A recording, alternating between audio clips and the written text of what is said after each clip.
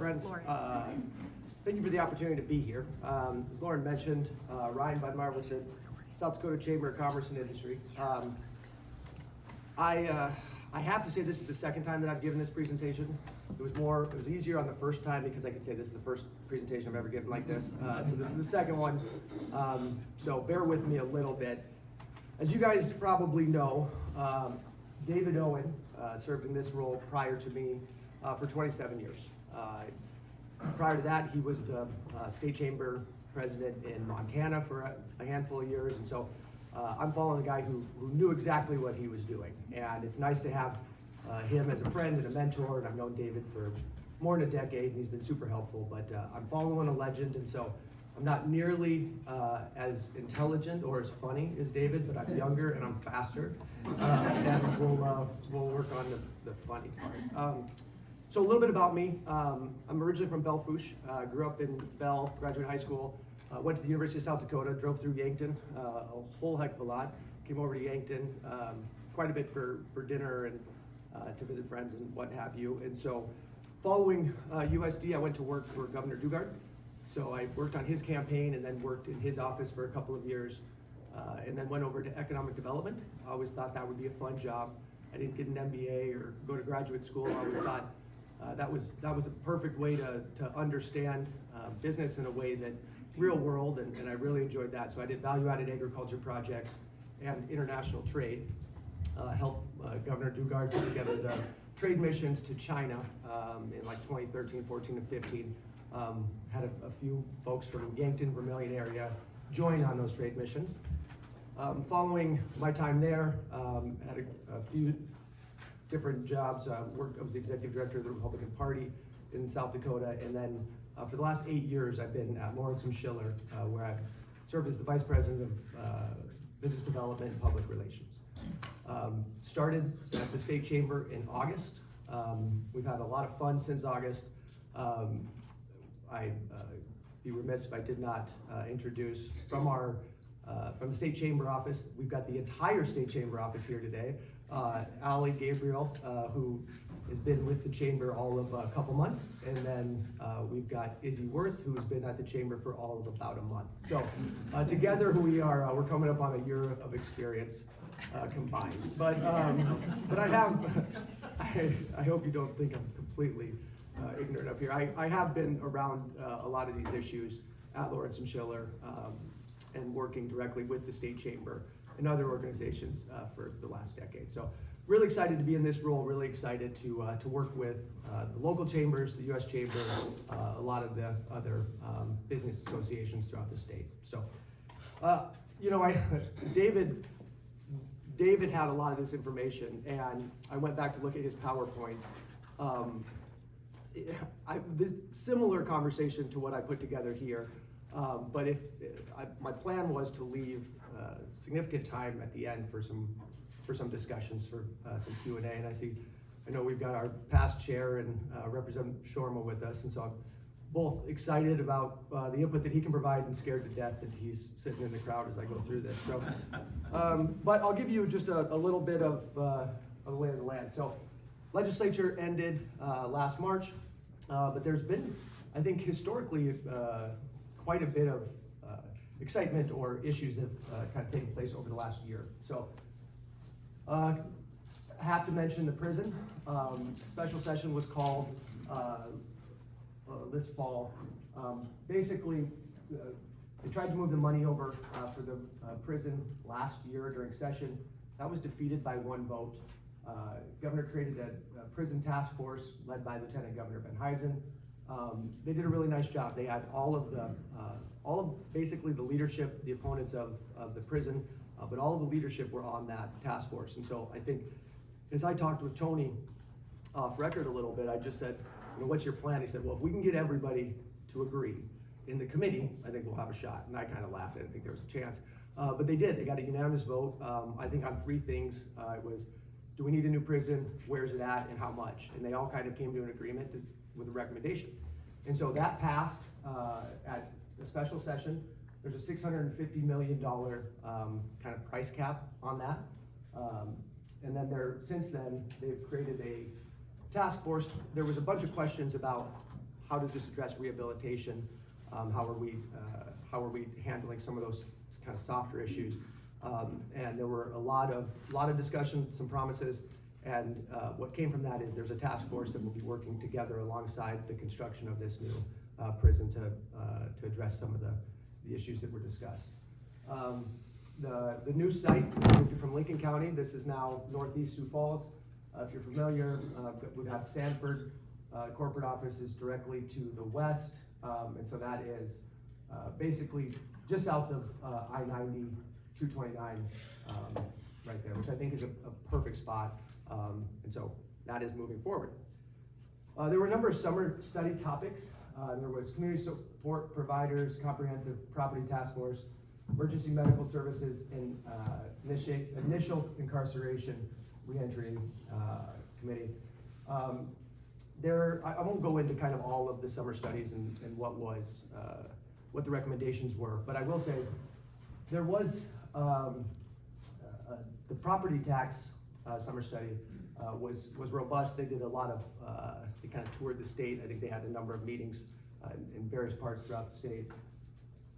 There were a lot of I think suggestions. I think 26 different suggestions were advanced to the governor's office or to the legislature, not the governor's office, but to the legislature, that can be discussed this year. As you guys know, property tax is a huge talking point or a huge point of discussion kind of throughout the state as we move forward into this session.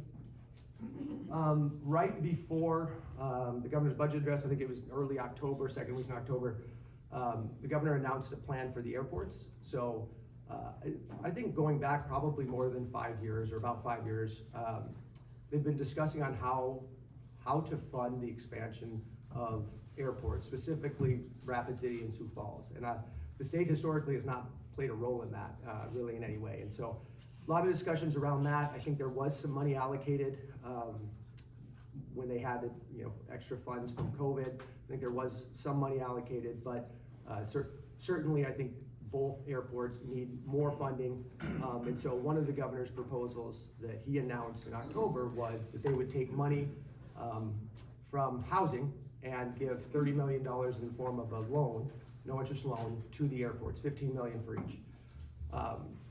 Again, I was not a part of these conversations. I was not in this role. So if anybody knows this better than me, feel free. But my understanding is the legislature passed housing money within the last few years. It's probably 2 or 3 years ago. It was $100 million in grants, and it was $100 million in loans. Those grants have all been spent. There's about $65 million left in loans. I think there's some question about whether or not that money is going to be spent, and I think there's more consensus around some of that money will get spent. But of that $65 million, governor's offered or recommended that they spend $30 million on airports.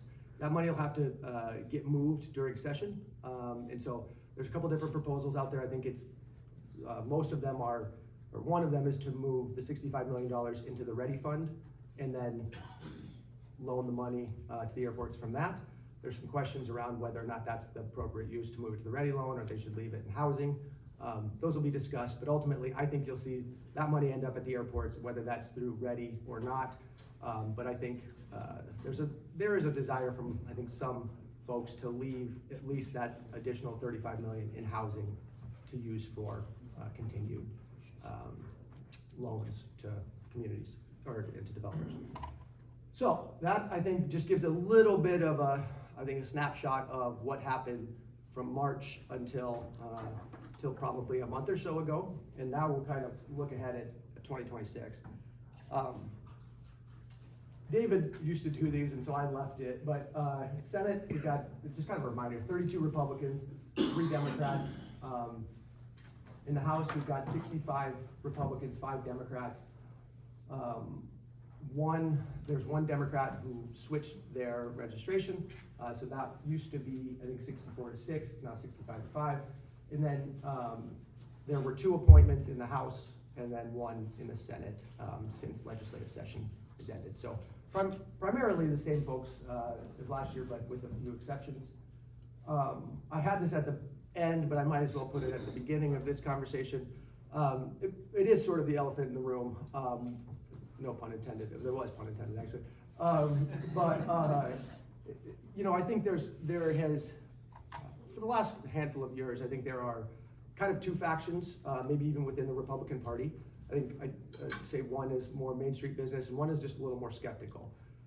That's kind of been, I think, the last, I don't know how many years, but you could kind of break the party, so to speak, into those two factions. Now there are four. And so even within those factions, there are factions. And so through the lens of, you know, how do we get things done and what does that look like? I think we've got to be cognizant of what that looks like and what the race for governor looks like in 2026. And so that will inevitably play some role in decisions that are made, votes that are cast, and what have you. So I wanted to at least highlight that. Governor gave his budget address probably 2 or 3 weeks ago. Most of you probably know this, but I'll hit the highlights. It's the third time in it. Somebody said 30 plus years. I've heard 35, I've heard 45, so I think it's fair to say in at least 30 plus years, this is the third time that South Dakota's had a negative sales tax growth year over. The other kind of interesting tidbit is I think it's the first time in South Dakota history that the legislature will spend more on Medicaid than it will on K-12 funding. And so I think those are kind of two big takeaways, discussion points. Governor called for zero increase for schools, universities, Medicaid providers. Talked about the $65 million in unused money. Governor left $14 million for the legislature to kind of prioritize as they see fit. And then South Dakota Public Broadcasting got increased about $300,000 to continue to provide, I think, a lot of the coverage and legislative, coverage that you guys, that we all get to view. And then there was a new women's prison out in Rapid City. That's almost $13.5 million worth of ongoing funding that they need to find to staff that prison in Rapid City. Oh, what is that? Big topics this year, not in order that we'll go through, but we've got tax increment financing, TIF reform, we've got property tax relief, data center initiatives, and then just kind of a soft sales tax revenue. What's that mean for providers? We talked a little bit about that, but so property taxes. I talked a little bit about this. I think there were 26 plus proposals for consideration from the summer study that was held this year. There is a transaction tax proposal, so that goes on every transaction, a certain percentage.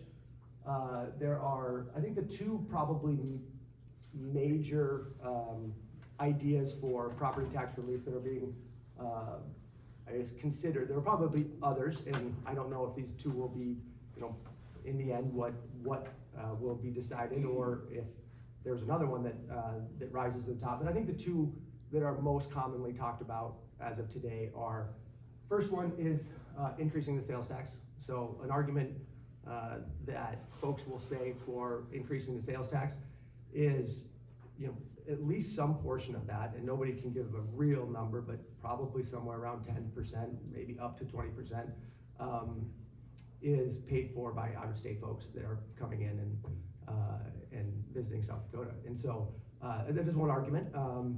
I think there is also, when we changed the sales tax, when we increased the sales tax a handful of years ago, and then we subsequently dropped that a little bit, there is a clause, or a sunset clause, that's coming up in 2027. So that would, if they don't do anything, that will increase the sales tax again. And so that is set to take place, I think, in a year. So discussions will be around that. But I think ultimately the question is, do you raise sales tax by 0.2 or 0.5 in order to provide some sort of relief for property taxpayers? And then the second, I think most sort of talked about, and the the proposal that Governor Roden has put forward and is kind of championing is basically a county sales tax. So it would allow counties to implement their own sales tax up to 0.5, a half penny sales tax. Right now, municipalities are the only ones that can issue sales tax. It'd be kind of an opt-out, so these counties would choose to participate, and then that money would then go to offset local property taxes. I think Governor's pushing that pretty hard. It'll be interesting to see kind of what happens, but those are sort of the two, I think, leader in the clubhouse when it comes to property tax reform and what that looks like. Move on to data centers. Data centers is a big conversation. I probably talk about data centers with folks daily at this point. And, you know, I think it is, the pipeline issue, I think, started a lot of the skepticism around some of these projects. I think this is separate from that in a lot of ways, and I think certainly folks on whatever faction you want to talk about, I think there are arguments for and against in both ways. Right now, South Dakota has, we're one of a dozen probably states that tax these data centers on equipment, and so our excise tax taxes them on equipment. And so the state does have the ability to say, okay, if a data center is coming to South Dakota, the Board of Economic Development can vote to waive the excise, the contractor's excise fee, or the tax on equipment if they so choose. They have said they will do that in some instances for data centers, but a lot of these data centers are so equipment and capital intensive that they're worried that within 2 to 5 to however many years, they're going to have to reinvest in this equipment, and there's no guarantee that, you know, that tax will be waived. And so, but it'd be a special carve out for data centers, and I think folks are concerned a little bit about energy prices and what that means. I think worried about, you know, potential zoning and what some of that can mean. I've always, you know, and I'm a little bit reticent on this, and our board has not taken a position on data centers or any of that yet, haven't seen any legislation, but you know, I've worked around energy companies in previous roles enough to know that a lot of the power, we do generate a lot of power in South Dakota, but a lot of it's regional too. And so I know that, you know, East River gets a lot of their power from Basin Electric. Basin obviously provides to South Dakota, North Dakota, other states as well. And so I'm a little concerned that, you know, from the energy price going up, I don't know that we're insulated from that, whether there's a data center here or not. And so in some capacity, having some of the advantages that would come from a data center in the form of property taxes, energy tax, might be good for local communities and for the state. But I do understand some of the hesitancy around that. That'll be a big issue, I think, this session, is whether or not to grant them an exemption permanently on sales tax. From there, we've got TIFs, tax increment financing districts. A very solid tool for a lot of communities throughout the state. A lot of cities will work with developers, with community members on tax increment financing districts. And so basically, I'm sure many of you know what this is, many of you know what this is significantly more than I do, but essentially, if you've got a piece of ground that is assessed right now, bare ground at, let's call it $100,000, and you got a proposed project, and that sales tax is going to increase, that property tax is going to increase to, let's call it $500,000. That $400,000 of increased tax revenue essentially goes to pay off a lot of the infrastructure for those projects. So it's a way for community to pay for a road, to pay for utilities, that kind of stuff, and to do it with money that would have otherwise probably not been there, or would have otherwise gone to the community. So that's kind of the argument, is would that money have gone to offset property taxes, or would that project have happened anyway? I think for a lot of communities it's been a great tool, but there is, I think, I'm all for local control, so I'm not kind of banging the drum too hard on this, but I think you're seeing some communities that do it really well, and some communities that maybe don't do it as well, or that they may be you're seeing the big Rapid City, that's I think a lot of what's driving this conversation too. So if you're not familiar, Rapid City's got a proposed TIF district for Liberty Land, which is like part amusement, part community benefit. I think they've got some soccer fields and some other sporting facilities that are kind of connected to that, some retail. But it's over $100 million TIF that they have proposed. The community referred that this fall, and so they will vote on that January 20th. So that vote, January 20th, has a significant impact on what the legislature decides to do during session. You know, I think as the chamber, we are very supportive of TIFs, but we're also open-minded on what, you know, is there any sort of legislation that would make this better without kind of hindering a local community's tool to use it. So TIFs, you'll hear a lot about. Additional issues, we've got the future fund. There are some proposals to get rid of the future fund. There's proposals to move the future fund underneath the Board of Economic Development to kind of pull it outside of the governor's purview. I don't know that anything will come of that, but that's certainly an issue that's out there. School vouchers, I'm not sure if that will come or not. I'm guessing it will in some capacity. There's lithium mining discussions that are happening out in the Black Hills, and whether or not there should be, one of the issues, I'm from Belfouche, is a lot of West River towns, I shouldn't say a lot, there are a few West River towns that don't have zoning.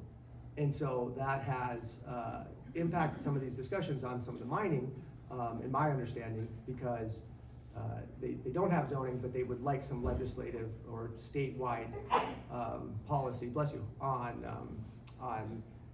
mining. And so we'll see kind of what happens around that. You don't hear a lot about it, but I think there certainly will be conversations and legislation brought forward for that. And then there's a big push right now to remove tax exemption. So I know the big one is on advertising. In my former role, I would have been really against that. I'm still pretty against that currently, but I know there are other tax exemptions that they're talking about to try to get rid of to bring more money to the state, essentially. So those are a few of the issues. I want to tell you just a little bit about kind of what the chamber's got going on. So as I mentioned, joined in August, been drinking out of a fire hose ever since. One of the things that our board decided was every year we have an economic outlook seminar or summit, and that's held in October.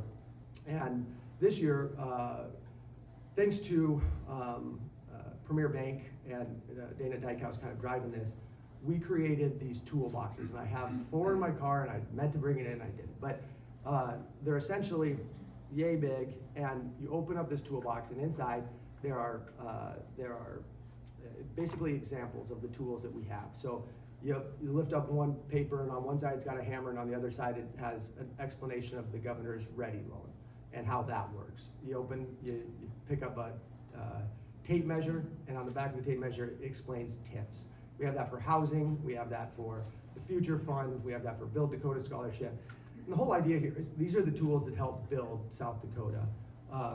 These are the resources and the tools that did that.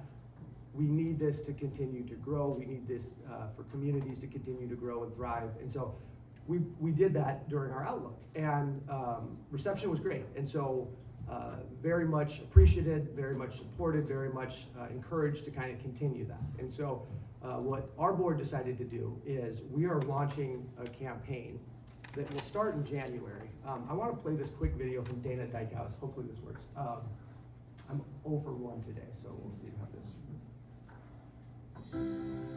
1 for 2. I'm Dana Dykehouse. Here in South Dakota, economic development is everyone's business because our economy and our quality of life depend on it. For years, our state has successfully invested in programs that help recruit and expand businesses, develop our workforce, and support startups until they are able to support themselves. Without these programs, these tools in our toolbox, South Dakota would not have such a strong and well-diversified economy. That's why it's vital that we all understand the importance of these economic development tools we need to build a better South Dakota for our children and grandchildren. More than that, we need to defend and protect these tools. understanding that unless we use these programs to invest in our economy, we can quickly undo decades of progress that have made South Dakota such a fantastic place to live, work, and raise a family. Let's take a quick overview of some of the tools I'm talking about. The Governor's Office of Economic Development acts as the state's primary driver for business development and expansion and strengthening our economy. For decades, its mission has been to cultivate a favorable business climate, attract new investment, assist existing businesses in growth, and creating quality jobs for South Dakotans. GOED has always met the needs when the private sector and communities lack the resources or knowledge to do so. The Revolving Economic Development and Initiative Fund, or READY Fund, provides the power to make things happen. As South Dakota's flagship financing tool, this low-interest loan program is available to startups, expanding and relocating businesses, and local economic development corporations. The South Dakota Housing Development Authority keeps communities balanced and stable. South Dakota Housing provides decent, safe, and affordable housing to low and moderate income South Dakotans. It is a self-supporting nonprofit entity that uses no state tax dollars to fund its programs. The Build Dakota Scholarship Program connects tech students with South Dakota companies. This visionary partnership involves the state of South Dakota utilizing the Future Fund, private benefactor T. Denny Sanford, and industry partners. It was created to address critical workforce shortages in high-need technical fields. Tax increment financing is a flexible financing tool. It is a public financing method authorized by state law and used by local governments, such as municipalities and counties, for decades in South Dakota and across the nation. A TIF is designed to incentivize development or redevelopment in specific areas that might not otherwise attract investment. It is important to note that TIF is a local option. And finally, there's the Governor's Future Fund, which gives our state the ability to quickly adapt to address unique opportunities. The Future Fund was established by the legislature in 1987 at the recommendation of Governor George S. Mickelson. It was designed to promote economic development and research. The fund is sustained by a small investment fee portion of the unemployment taxes paid by employers. These programs and more help lay the foundation for growth and prosperity in our state, leading to a better quality of life for everyone. They represent the work of great leaders who came before us to provide stability, consistency, and reliability to South Dakota's business community. Please take the time to familiarize yourself with these tools of economic development. We need business and government leaders like you to defend the investment in programs that have driven our economy for decades and made South Dakota one of America's best places to live. To find out even more, please visit buildingbettersd.com. Thank you. These are just a sampling of the tools that we talk about. I mentioned that we made, we handed out these boxes at our event. We handed out about 180 of them. We made however many it takes to get to we have about 200, 250 left. Our goal, we're gonna take them out to peer. We're gonna hand them to every legislator when session starts. And then we'll have them as we kind of move through session at our various events. But the goal is to continue to talk about the need to continue to grow South Dakota. As I was growing up in Belle Fourche,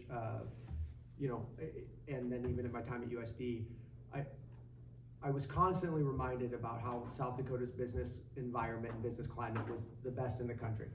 It was as stable as any. You could set your watch by it. Low tax, low regulation. That was just no ifs, ands, or buts about it. And I think there's more skepticism today. And so a lot of these programs, a lot of these tools, a lot of these businesses, industries that help shape the state are, for lack of a better term, kind of under attack, or at least being questioned. And so as we look at negative sales growth last year, as we look at some opportunities this year, I don't stand up here and say we should be for every data center. I don't stand up here and say that every TIF is perfect or that it is the greatest gift, but I will say we need to continue to have conversations about how we can grow, how we can recruit industries, because I think we were really, really lucky to have visionary folks that came before us that were aggressively attracting new industries, that were aggressively promoting South Dakota. And so I think now's the time to kind of double down on that. We are going to start this campaign at the beginning of January. It'll run through March. We're not going to compete with political campaigns come April, May, June. Things get pretty expensive around then. But the whole goal is during at least session, we're going to be out there with a positive pro-business message that really conveys that, hey, these are programs that help build South Dakota. And we're going to try to focus some of our messaging on individual examples of businesses that received a Ready loan, or students that received the Build Dakota Scholarship or a Future Fund, and what that did for them, what that did for their community, what that did for their business. And so our goal, we've got about $195,000 raised today for this campaign. We're going to try to get to about $250,000, $300,000. We've got enough to get it going. We'll continue to kind of have conversations over the next few weeks to bring in any final dollars to help kind of push that. But that's something that we'll do throughout session and a huge priority of ours, because I think for too long been a bit of a vacuum when it comes to talking about pro-business policies and growing our economy and economic development. So that's a focus of ours. You can visit the website. We encourage you to. Any of the ads that we run or any of the promotion we do will direct back to this website. And so we've got that. Dana's videos on it now, and we'll continue to add. People ask me how can I be involved, or what can local businesses do to stay involved. You've got a heck of a Chamber of Commerce here. I stay close to them during legislative session. They do a very good job of communicating. They're certainly communicating with local folks, but also with what's going on in Pierre and have a seat at the table there. And so that's goal number one, is to stay connected to thrive and understand what are the issues that are impacting your communities, how are your legislators voting on these issues, and what kind of support are they providing. And so best way to get involved is local, and we're certainly working with their team and teams throughout the state I'll be out there full time during session. I'm gonna do the best job I can to kind of communicate what's going on. But I think one of the things that I'm excited about with what we're gonna do at the Chamber is we wanna make sure that we're trying to hear from local businesses and from local communities. And so whether that's a quick online survey of, hey, how are you impacted by this, or a longer kind of open-ended, what's going well, what's not, we think that's a very powerful tool for legislators, lawmakers, to be able to say, hey, you think this, but 75% of South Dakota businesses aren't having that problem or are experiencing this problem. And so we're gonna try to do a good job of that this year, and as we continue to move forward, that'll be a priority of ours. Be remiss if I didn't mention we've got our South Dakota Business Day at the Legislature. That's February 19th. We are finalizing kind of the agenda for that. I've participated in that for the last few years with David as kind of a sidekick on one of the programs that they do. That was the first thing I did, was eliminate that. But my goal is that this will be a little bit more of a celebration of business.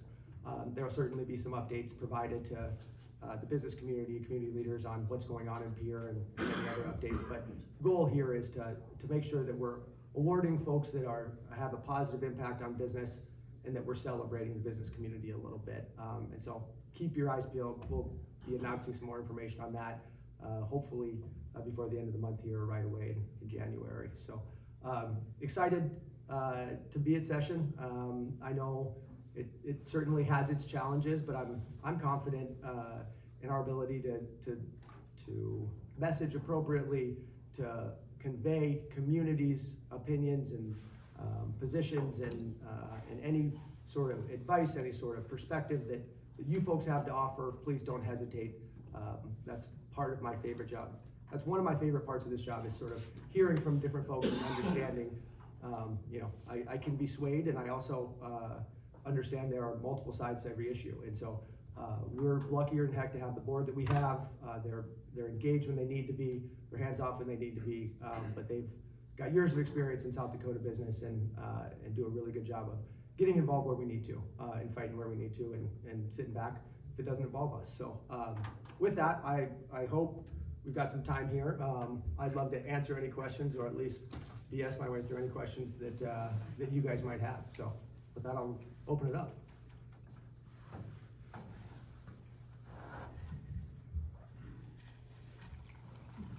Representative. How many ladies reside in District 17?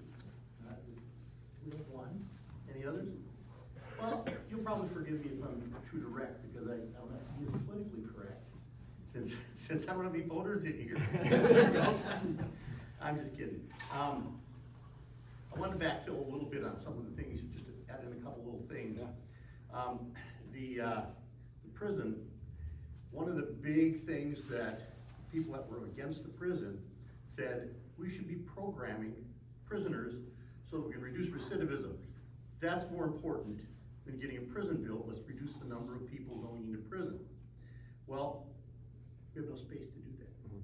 That's part of the new prisons plan, that's why it's so expensive. We're building a lot of programming space. So the group that you talked about, the summer study group, or the governor's task force, took the prison price from $850 to $650. The general contractor said, we will guarantee that $650 will be the maximum spent. Goes over that, that's on us. So that was a big deal. They did a great job on that. One of the ways they reduced that is they took and made a dormitory style for 300 of the prisoners. So it'll be 1,200 in full security prison cells and 300 in kind of the open dormitory for low impact prisoners. When it comes to the data centers, there's been a lot of talk about how much water they use and all that. The data center that's being proposed is a closed loop system. They'll have a cooling tower, recycle the water. They won't use any more water on a day-to-day basis than a couple of households. So, you know, they've got 50 people per shift, and that's where the water situation is. On the power side, power companies have already determined that they're going to segregate the power and cost for energy, and the Ellendale site has actually seen a 2% decrease in energy costs for the citizens already in that area. So just because they use a lot of power doesn't mean that they're going to be able to figure out how to take care of the citizens separate from the demand. And a data center, by the way, if the lights go out in Ellendale because of a power failure, they're going to look over and they're going to see the data center all running with lights. How can that be? They're going to have their own generation on site to run that in the event of a power failure. It's expensive because it's not efficient, but they're going to have that as a backup because, you know, we don't like Facebook being down or any of that kind of stuff. Property tax, the governor's property tax thing, yeah, it's if the counties decide that they would opt into a half penny sales tax or whatever to reduce the property taxes by about 10 to 15% in that county, they just can't do that as a county board of commissioners.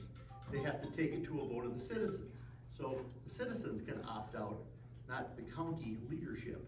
So that's an important point, that the citizens have that vote. That comes back to the governor's plan is local control. It isn't statewide. A county can do that. He thinks there's 6 to 8 counties that really are impacted by these inflating property price taxes, and that's why he approached it that way. I want to give you a little history on the Ready Fund, because we talked about that a little bit and whether the money should go into housing or Ready Fund. The Ready Fund was started under, I think, Nicholson administration, and he went to the businesses and said, we have extra money of your dollars in unemployment compensation. Would you allow me to pull that money out and use it for economic development? That's Future Fund, right? That's Future Fund. What did I say? Ready Fund? Yep. Future Fund. Yep. I'm sorry, it's Future Fund. So the people that were against that tried to change the way the dollars went into the future, or were used by the future fund, said they're using our tax dollars. We should have control over that. It's actually the business's dollars, and it's loaned out and it's paid back. So, shifting that money to housing, in my mind, makes from housing to, is it to the future fund, right? I think it's to ready, but Ready, okay. I believe so, yeah. But it's the same thing. It changes the whole idea of what those dollars are being used for. I'm gonna go back a little bit into the last session, because I was only one of 16 or 17 people that voted in favor of I'll start back even a little bit before that. August of 2024, the Supreme Court of South Dakota said you cannot use eminent domain for a pipeline, CO2 pipeline. It was already illegal. The legislature still brought forth a bill that said we need to make it illegal. It was already illegal. But why did they do that? Well, that's a whole other story. They ran on the idea that they were gonna kill the idea of using eminent domain. Well, it had already been killed, but they needed a bill to pass to prove that so how did that impact the citizens of South Dakota? Since we don't have low carbon CO2, we are giving up $1,000 a year for every man, woman, and child in the state of South Dakota. That's the impact of not being able. Now, the surrounding states all around us have the ability to produce low carbon aviation jet fuel. We do not. I'm a business guy, so I always look at things from a business perspective. We used to build South Dakota Scholarship at our company. We're sponsoring a person right now that works for us part-time in the summer. I employ summer students. Those summer students, if they work 300 hours in the summer, they get a $500 scholarship for college. So that's, he went through that experience, wants to come to work for us, signed up for 3 years after graduation, and we're paying, a lot of his tuition. Half of that deal, yeah. So, good luck this session. And to you. It's going to be really interesting. You've had the four candidates for governor up there. One is the governor, one is the Speaker of the House. Gee, I wonder how he's gonna handle the governor's proposed bills that come to him to put into a committee, right? Oh, by the way, he has control of who's on the committee, so just in case that comes to mind. Anyway, so that just creates more dynamic. That doesn't mean a bill's dead if it gets killed in committee. We can bring it back out on the floor, and we can vote on it there. Although I hate those smokeouts. I hate them, but whatever, because they've already gone through the process. If it's a legitimate process, they shouldn't have another bite at the apple. But anyway, any other inside politics stuff you want to know about? This will be my 4th session in the House. I served in 2016, I guess right after you left. Yep. I got appointed by Governor Dugard for a year in the Senate. And you never stop learning in that situation. And for whatever reason, I bet you have 20 emails in my email just from the last couple of days for this Zoom presentation, that Zoom presentation. I just listened to one on the way over here on schools. What's the, Yeah, charter schools. Yep. And should they be worked on and brought into South Dakota as a group that is like that?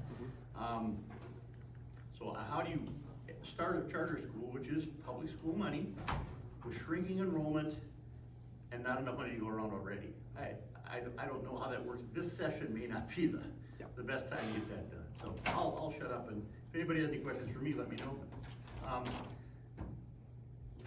I think Ryan's gonna do a great job at leading the chamber. There's a lot of people that really care about South Dakota that are business people on the chamber, and he represents the business side of things. So there aren't that many true active business people in the legislature. I mean, and there's nothing wrong with teachers and law enforcement, and they're all great, but they've never written a payroll. And, so I feel my I'm in commerce and energy, transportation, because I've been in the transportation supplying business for years, and veterans, military and veterans affairs. So, I love our veterans. I think we need to take care of them as much as we possibly can. And, that's where I'm at, so, anyway. Appreciate it. And I'm not even running in this district, so.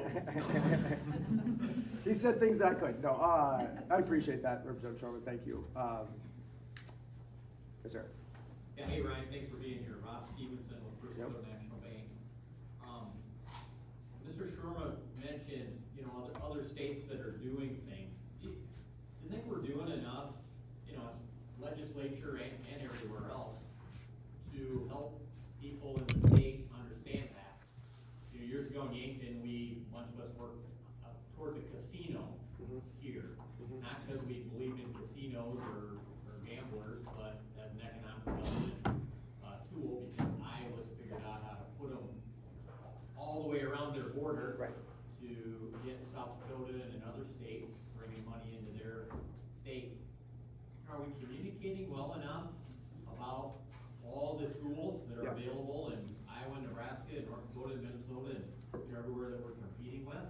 No, short answer, I don't think we are. And I think that's partly why we're in some of the predicament that we are today. I think there's a lot of sort of circumstances that brought us to where we are. I think the pipeline's a big part of it, and I think a grassroots effort there in a way that we hadn't seen in a long time.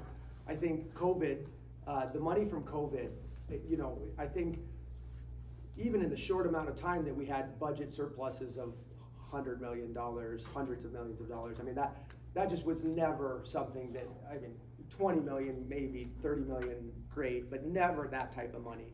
And so I think that now going away, whether there are programs that were initiated then that we continue to pay for and some of that, I think that caused a little bit of what we have. I go back and forth, it's a little cyclical in my own head about doom and gloom for South Dakota, and then I jump on a call with other states and, you know, somebody from Oregon says, if we're not in a recession, they're going to announce in the next few months that we're in a recession. Colorado has its own issue, you know, and so there are certainly issues throughout the state or throughout the country. I will say the thing that probably scares me the most is, I had a recent conversation in Sioux Falls at a coffee shop, and it was with a gentleman who I got respect for as a businessman. He's not a big developer, you know, it's not the names that you've heard of from a developer standpoint, just a local guy who invests in some, you know, whether that's a small apartment complex or an office building or something like that, retail. And certainly I think actually aligns more with the more conservative faction of the legislature. But he flat out told me, he said, Ryan, we'd rather look at opportunities in Iowa, North Dakota, Nebraska right now, because it's easier than South Dakota. And he said, we feel both invited and we feel like just the total business environment is more welcoming to what they're trying to do. And I think part of that isn't just the legislature, right? Part of that is the counties, because we're seeing whether that's a referendum on a development, whether that is you know, kind of some uprising for some projects. And so I think a lot of reasons for why we're here, a lot of, I think, anecdotal evidence to prove that maybe South Dakota isn't exactly the South Dakota that I grew up in, where set your clock by it, we have the best business environment in the country. I think we've got to continually work at that, but I also think there's a void that was that's sort of out there, and it is telling the story of what that means, what business means to the state. And you know, again, from Belle Fourche, as I tour the state and have conversations, so many of them over the last month have said, Ryan, I want South Dakota to be like it was when I was a kid, or Ryan, I want South Dakota to be like it is today. And I just have to kind of smile, because as I look back through documents at the state chamber, as I look through you know, any historical archives, or if I have conversations with folks, I'm reminded at how much was done by those that came before us to make this what it is, right? In the 80s, in the 90s, in the 2000s. a lot of people worked really hard to go recruit that industry, to whether that was the financial industry, trusts, or you look at Poet and ethanol, or you look at you kind of can name a lot of them that were done kind of under 4 different governors, and I think a little more pro-business legislature. And so I think that our goal is to fill that void, that this does matter. And if you're a small town in western South Dakota, and you like your subway, the only way you're gonna keep your subway is if you grow your community. Because otherwise, why would anybody continue to do business when they're losing money year over year? And so you gotta grow your community in order to continue to thrive. And it's, maybe it is, maybe it isn't, but we're gonna fill that role of, this is what business does for the state. And it's not just gonna be this campaign. Our goal would be that we've got an annual allocation to continue telling that story. Might look different, might be different testimonials, might be different sort of outlets for how we do that, but we have to tell that story because I don't think it has been told. And certainly, anytime somebody tells me that it might even be easier to get a project done in Minnesota than it is South Dakota, then you know you're a real problem. That didn't really answer your question, but I talked long enough. So.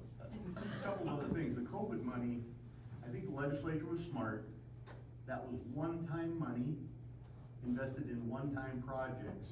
A building on the University of South Dakota, a new building up at the state fair. All of those kinds of dollars were spent largely on one-time investment.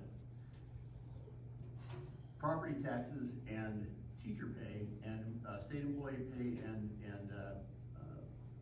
healthcare providers are ongoing type money. Whatever, if we raise it 1%, that's applied next year automatically and it goes up from there. It doesn't get rescinded. There have been some some administrators that have said, well, give us some one-time money. We'll just realize it's one-time money. I don't believe that to be true. The other thing that, I moved to business here in 1992. There were lots of locally owned and managed businesses in Yankton at that time. Many of them have been bought out, mine included, Tuxedo, Churco, to private equity groups. They care less about the quality of life in the community other than they can't attract employees into a vacuum. Well, Yankton's a very nice place. How did that happen? Well, there was an aggressive, I felt appreciated and wanted when they came and talked to us. And there were 3 banks competing for my operating line and business. So that's how things happen. There has to be a positive, aggressive workforce doing that. I'll tell you one story that relates to the data centers, only on a much, much smaller scale. Churco has branches, kind of like Churco's the factory, like Goodyear Tires factory, Goodyear factory, and then there's branch locations like Goodyear Tire stores, and we have those all around. I went to a county commission meeting in Ohio, and I said, now, in South Dakota, if I do a small building or a building addition or whatever, they will forgive the property tax. You pay 0 the first year, 20%, 40%, 60%, 80%, and then 100% after 5 years. And does this county have anything like that? It wasn't a make or break thing for me, but I just said, do you have any incentives? They said, well, step out for 15, 20 minutes, we'll call you back in. I came back in after that, they visited about it, and they said, we just can't give up the revenue. 25 years later, that site is still empty. I guess they won. Yeah. Right? Yeah. I guess not, but I mean, seriously, the data center forgiveness on that is not tax revenue that we have coming in now that we're forgiving. All of the other taxes, the employees, the property taxes, the construction excise tax, all of those, the electricity that they sell, all that's gonna be taxed. Mm-hmm. We're not asking them to pay the initial investment tax on the, now, there already is this thing in the GUED that they can waive that, mm-hmm. but it's not guaranteed in the future. They expect to turn over most of their equipment every 4 to 5 years. So it's gonna be an interesting conversation. I don't know what the appetite is for that in the legislature based on how we're about 30 people on this side, 30 people on this side, and 10 in the middle, and it just depends on, Yeah. how that holds up. Yeah, that's exactly right. And I went to a funeral up in Mandan, North Dakota, which is a long drive from Sioux Falls, last week. And a cousin of mine lives up there. I think he runs one of the iron unions up there. And so he's got a crew down in Allendale. Given that he runs an iron union, we don't typically agree on political deals, but we do on this deal. And he said, I went down to Allendale last week, and there were some frustrated landowners or community members a year ago or when this project first started, and certainly skeptical. And so he said, I purposely went into the coffee shops, I purposely went into the gas station where the farmers ranchers were sitting and heard from them. And he said the response was overwhelmingly positive. They've done what they said they were going to. We now have a restaurant that's open. We now have a bowling alley that is open for the first time in how long? And he didn't have he had no reason to tell me anything other than the truth. And so to hear that, what's going on in Allendale, and really that has impacted Aberdeen, which I think has helped South Dakota sales tax numbers significantly over this last year, where things maybe would have been a little bit worse. So I think we've got to be open to opportunity, certainly the discussions around it, make sure it's the right fit, but we've got to at least be open to that opportunity. So Many people in this room will remember that there was a group of people that were against the combined city and school, a new high school and activity center. There were many people, not many, there was a faction that were against that. I've asked hundreds of people which side they were on that, and everyone voted for it. So, Yeah. today, right? Exactly. But it did what we expected it to do, which is to have a better facility for the city and the school district, and it turned out the way they expected. So. Any other questions related to legislature my goal is to communicate as much as possible. I will continue to communicate with Thrive. Folks want to join the email list, would love that, and certainly provide some opportunity throughout session to continue ongoing dialogue. And so if there are issues that you guys have, please be in contact with Thrive and your local group, and I'll work directly with them to make sure we're on point and doing what we can. Before I'm done here, I mentioned David was at the state chamber for 27 years, and we were luckier than heck to have him. And now that I'm in this role, I would say that I had an appreciation of Mary Ann Boyd for the last couple years, having been around the chamber.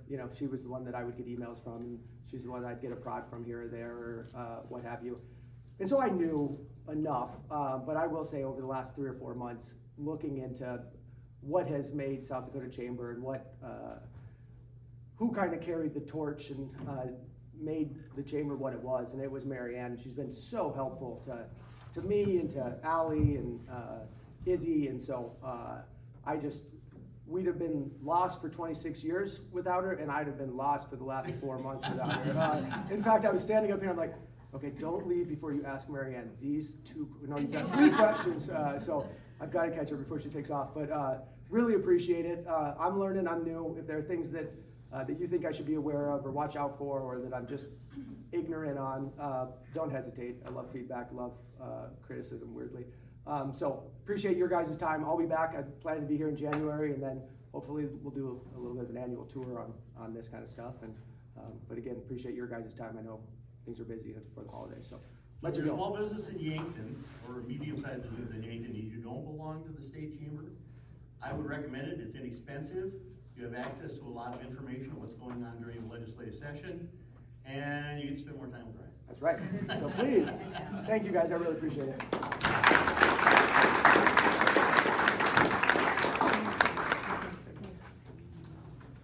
Thanks, Ryan. Thank you all for being here. If you guys are still hungry, please help yourself to some food over there. We have lots of leftovers. Like he said, he'll be back in January for our annual meeting, so RSVP through our website. But thank you all for being here. Have a great rest of your day.